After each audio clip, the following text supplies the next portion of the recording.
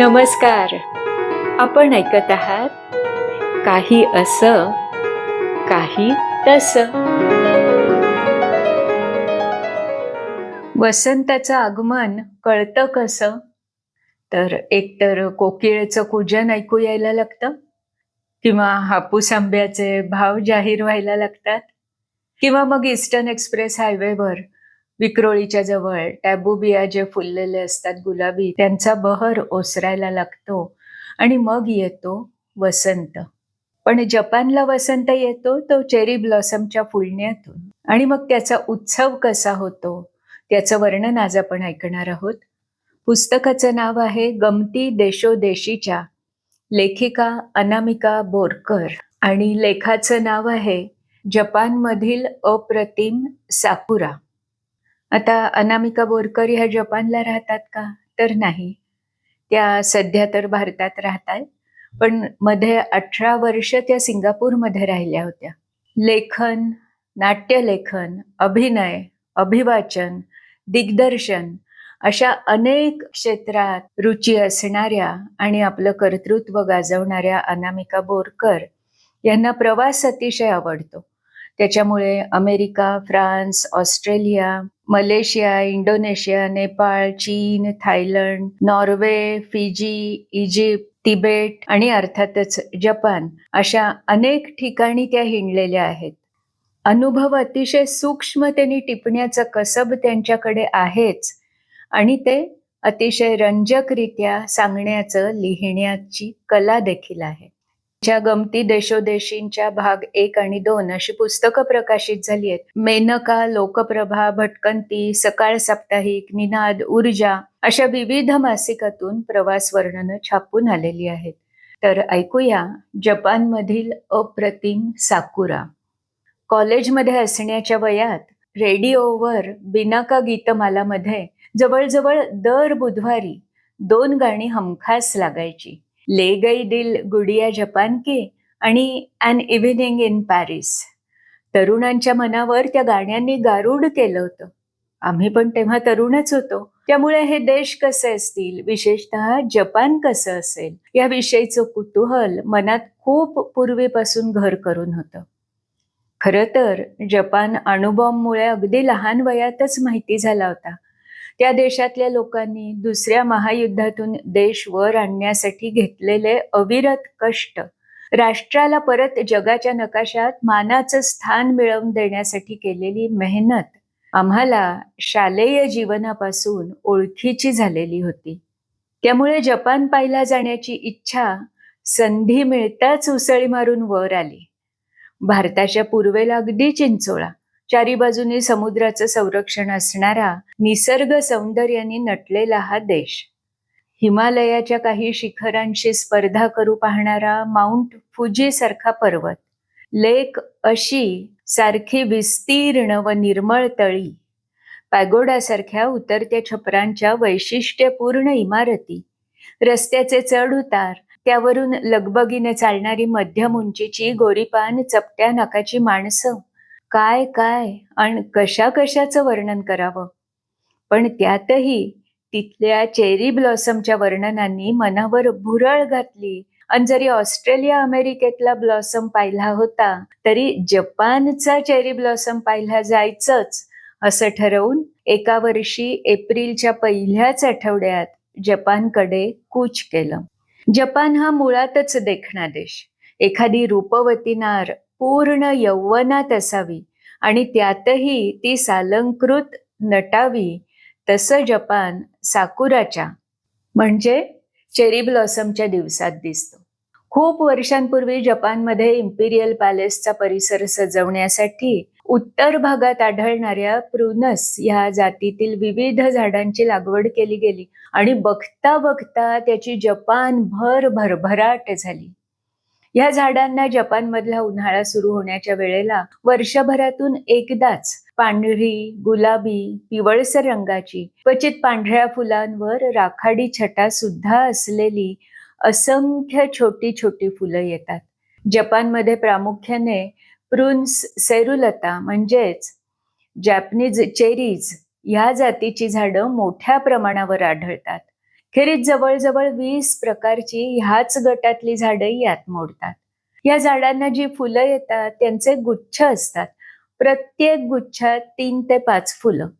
पण सगळी फुलं फुलली की जो मोठा घोस तयार होतो तो अगदी एखाद्या ढगासारखा दिसतो. त्यावरूनच या झाडांच्या फुलांच्या अप्रतिम बहराला जपानी भाषेत साकुरा म्हणतात.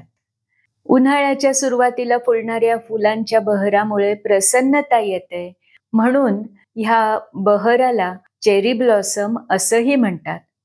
गळालेल्या पानांमुळे ओक्या बोक्या झालेल्या फांदीचा थोडा सुद्धा भाग दिसू नये इतका ह्या फुलांचा बहर असतो. या फुलांचं आयुष्य जेमतेम 1 आठवड्या एवढंच. त्याच कालावधीत दिसणाऱ्या ह्या फुलांच्या सौंदर्याचा उपयोग पर्यटकांना आकर्षित करण्याकरिता जपानमध्ये भरपूर करून घेतलेला दिसतो. आता तर जपानमधील चेरी ब्लॉसम बघायला जाणं हा एक जागतिक इव्हेंट झालेला आहे. दर वर्षाच्या सुरुवातीलाच जपानच्या कोणकोणत्या भागात केव्हा साकुराचा बहर असणार आहे याचं अचूक वेळापत्रक जाहीर केलं जातं. संपूर्ण जपानभर ही झाडं फुललेली असतात, अगदी रस्त्याच्या कडेला सुद्धा. पण म्हणून केवळ ती झाडं जाता येता पाहून लोकांनी समाधान करून घ्यावं ह्याऐवजी हा बहर पाहण्यासाठी, तो मनमुराद उपभोगण्यासाठी जपान सरकारने ठिकठिकाणी बागा तयार केल्यात. हा बहर प्रत्येक ठिकाणी फक्त 4-6 दिवसच टिकतो. सौंदर्याच्या आस्वादाबरोबरच ह्या फुलांच्या बहराचे भावनिक नाते भगवान बुद्धाच्या कृपाप्रसादाशी जोडलं जातं. त्यामुळे पर्यटकच काय, पण जपानी नागरिकही जास्तीत जास्त बागांना भेटी देण्याचा प्रयत्न करतात. आम्ही टोकियोमधला बहर पाहण्यासाठी नरिता विमानतळावर टेकलो आणि आमच्यासाठी सौंदर्याची कोणती मेजवानी वाट पाहत आहे ह्याची झलक हॉटेलकडे जाणाऱ्या रस्त्यावरच आली. रस्त्याच्या दोन्ही बाजूंच्या प्रफुल्लित झाडांच्या कमानींनी आमचं स्वागत केलं. फुटपाथच्या बाजूला पडलेला फुलांचा सडाही मोठा आकर्षक दिसत होता. दुसऱ्या दिवशी जाग आल्यावर अगदी सकाळी सकाळीच गॅलरीकडे मोर्चा वळवला. खाली वाकून पाहिलं तर अगदी वेगळाच नजारा दिसत होता. सगळीकडे कळ्याच कळ्या, काही मुक्या, काही अर्धोन्मिलित, तर काही पूर्ण फुलून फुलात रूपांतरित झालेल्या. त्यांचा पांढरट गुलाबी रंग नाजूक कोवळ्या फांद्यांना झाकून टाकत होता. पानं अगदी तुरळकच, नगण्यच म्हणा ना. त्या सगळ्यांच्या फटीतून खाली जमिनीवर पडलेले उन्हाचे कवडसे मोठे मस्त दिसत होते. जपानमधल्या चेरी ब्लॉसमचं वैभव दाखवणारे शिनागावा उद्यान अगदी आमच्या हॉटेलच्या खालीच आपल्या पूर्ण दिमाखात आपला पसारा मांडून आम्हाला बोलवत होते. त्या आमंत्रणाला मान देऊन आम्ही लगेचच उद्यानात गेलो. आता बागेचा पसारा खूप वेगळा दिसत होता. इतक्या वेळ मोठ्या झाडांमुळे न दिसलेले ट्युलिप्स, वेगवेगळ्या रंगांचे गुलाब, ऑफिस लिलीज पूर्ण फुललेले होते. मोठ्या झाडांच्या भोवती ह्या फुलझाडांची रांगोळी मोठी आकर्षक दिसत होती. जागोजागी छोट्या छोट्या पुष्करणी, त्यांच्या भोवती फुला झाडांची महिरप, त्याच्यावर आपल्या पानं, फुलं, फांद्यांच्या पसाऱ्याची मेघडंबरी तोलून धरणारी चेरी ब्लॉसमची झाडं आणि त्याच्यावर उमलू पाहणारी छोटी छोटी फुलं. या सगळ्यांच्या मधून केलेल्या फरसबंदी पायवाटेवरून चालताना खूपच मजा वाटत होती. त्या लाकडी फरसबंदीवरून आजूबाजूचं सौंदर्य डोळ्यात साठवत फिरताना दिवस कसा मावळला तेच कळलं नाही. संध्याकाळचा झाडांचा नजारा काही औरच होता. सूर्याची केशरी सोनेरी किरणं लेवून फुलांचा रंग आणखीनच वेगळा, नयनरम्य दिसत होता. बागेत झाडांच्या फांद्यांवर, झाडांच्या फुललेल्या शेंड्याकडे नेमका प्रकाश झोत टाकणारे दिवे होते. रात्रीचा साकुराही विलक्षण खुलून दिसत होता. पायवाटेच्या दोन्ही बाजूंकडे जमिनीकडे उजेड टाकणारे दिवे होते. चीनी जपानी पद्धतीचे लाल नारिंगी रंगाचे, कागदी आणि रेशमी शोभेचे दिवे बागेची शोभा वाढवत होते. आता दिव्यांच्या प्रकाशात फुलांचे रंग आणखीनच मोहक दिसत होते. दुसऱ्या दिवशी सकाळी बागेत आलो तर आज कळ्या थोड्या जास्त प्रमाणात उमललेल्या होत्या. आता जमिनीवर पडणारे उन्हाचे कवडसे कमी झाल्याचं दिसत होतं. बाकीची बाग तशीच आनंदी आणि प्रसन्न होती. हे सगळं पाहत आज आता दुसऱ्या बागेकडे जाण्यासाठी निघालो. ह्या सगळ्या सौंदर्यात भर पडावी म्हणून की काय, त्या दिवशी एक जपानी पद्धतीचा पोशाख केलेलं नवपरिणीत जोडपं बागेतून हिंडत फोटोग्राफरच्या मदतीने आपले फोटो कॅमेऱ्यात टिपत होते. आम्हाला त्यामुळे अगदी खेळण्यातली भावला-भावली वाटावी अशी लाल चुटूक जपानी पोशाखातली नवरा-नवरी अनपेक्षितपणे जवळून न्याहाळता आली. दिवसेंदिवस बागेचा डौल काही वेगळाच दिसू लागला होता. हॉटेलमधून खाली पाहिलं तर पांढऱ्या गुलाबी रंगांच्या फुलांचा गालिचा जास्त घट्ट वेणीचा होत चालला होता. फुलं खूप प्रमाणात उमलली होती. पुढच्या 2-3 दिवसात हा गालिचा अगदी दाट झाला आणि जिकडे पाहावे तिकडे फक्त पांढरा आणि गुलाबी रंगच दिसायला लागला. त्यावर फुलांचा मध खाण्यासाठी येणारे पक्षी आणि कीटकही दिसायला लागले. बागेत उतरून पाहिलं तर आकाश नाहीसं होऊन फुलांची मेघडंबरी बागेवर आच्छादल्यासारखं दृश्य दिसत होतं. 5व्या दिवसानंतर मात्र हळूहळू फुलांचा रंग विटायला लागला. आकार लहान लहान व्हायला लागला. पाकळ्या गळू लागल्या. बागेत तर पाकळ्यांचा सडा पडायला लागला. जोराचा वारा आला की त्याबरोबर तरंगत पाकळ्यांची जी रंगीबेरंगी मिरवणूक निघे ती अगदी बघत राहावी अशी होती. आणि आपण त्यात अवचित सापडलो की अशी मस्त मजा यायची की काय सांगू. आपल्या दोन्ही बाजूंनी थंडगार वारा वाहत असायचा. त्याच्याबरोबर वाहत येणाऱ्या नाजूक फुलांच्या मृदू मुलायम पाकळ्या दोन्ही बाजूंनी आपल्याला खेटून वाऱ्याशी शर्यत करत पुढे पुढे धावत असायच्या, तर आपल्या पाठीला चिकटलेल्या पाकळ्या गुदगुल्या करत असायच्या. समजा वाऱ्याचा झोत आपल्या समोरून आडवा जात असेल तर खूप छोटी छोटी फुलपाखरं अगदी एकमेकांना खेटून उडत आहेत असा भास व्हायचा. टोकियो मधल्या ज्या 10 बागा साकुराच्या खास दर्शनासाठी तयार केलेल्या आहेत त्यातली शिनागावा गार्डन आम्हाला अगदी सहजपणे भरपूर वेळ पाहता आली. माणसाची थोडक्यात तृप्ती होत नाही. आमचंही तसंच झालं होतं. जपानमधला हा साकुराचा बहर वेगवेगळ्या ठिकाणी वेगवेगळ्या वेळी पूर्णपणे फुलतो. तो शिंजुकू गियॉन उद्यानात पूर्णत्वाला पोहोचल्याचं कळल्यावर आम्ही ते उद्यान पाहायला गेलो. सुमारे 60 हेक्टर एवढं प्रचंड आकारमान असलेली ही मोठी बाग साधारणपणे गोल आकारात आहे. बाग फ्रेंच, इंग्लिश, जापनीज अशा 3 भागात विभागलेली आहेत. जपानी भागात लहान मोठी तळी, त्यांच्यावरचे छोटे मोठे पूल आणि पॅगोडा पाहायला मिळतात. ह्यात नुसत्या प्रुनस जातीचीच 1,500 ते 2,000 झाडं आहेत. एकूण झाडं तर कमीत कमी 20,000 तरी असतील.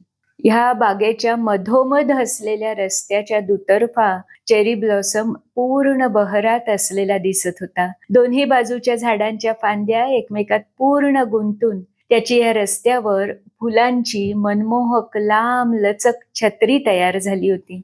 त्या छत्री खालून चालताना अंतर कसं संपलं ते कळलंच नाही. या बागेत खूप पूर्वीपासून फुलांच्या सौंदर्यावर कविता रचण्याची, त्यांचं नयन मनोहर चित्र काढण्याची, ती चित्र रंगवण्याची पद्धत आहे. आता ह्या सगळ्या बरोबरच सर्व कुटुंबियांनी एकत्र जमून या झाडांखाली एक दिवस आरामात मनसोक्त गप्पा टप्पा करत खाणं पिणं करत घालवायचा ही कल्पनाही रूढ झाली आहे. यानंतर आम्ही गेलो ते उएनो पार्क बघायला. ही बाग उएनो स्टेशनच्या अगदी जवळ होती.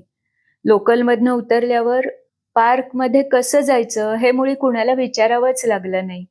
गाडीतून उतरलेल्या लोकांच्या लोंढ्या मागोमाग आपण फक्त चालत राहायचं की आपण बागेतच प्रवेश करतो. अगदी गणपतीच्या दिवसातल्या गर्दीची आठवण झाली.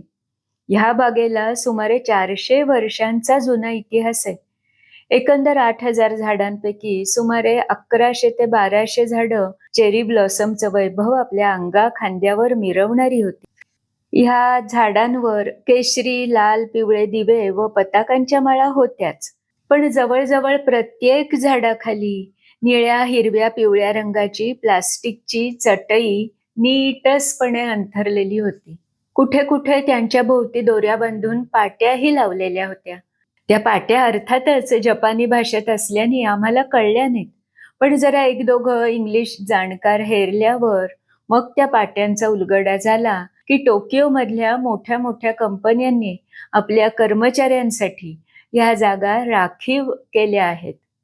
कर्मचाऱ्यांनी त्यांच्या कुटुंबियांसह तिथे येऊन वेळ घालवावा, मौज मजा करावी, खावं प्यावं ह्यासाठी ही सोय. फुलांच्या पूर्ण बहराचा आनंद उपभोगत गाणी गावी, काव्य रचावं, मजा करावी अशी पद्धत जपानमध्ये सुमारे 9व्या शतकापासून चालत आलीये. त्याला हानामी असंही एक नाव आहे. त्याचं पारंपरिक स्वरूप पालटून मौज मजा करणं आणि फुलांच्या बहराचा मनसोक्त उपभोग घेणं असं स्वरूप आता त्याला आलंय. खरोखरच डोळ्यांचं पारणं फिटावं असा एकंदर माहोल होता. काही लोक जपानी पारंपरिक वेशातही आलेले होते.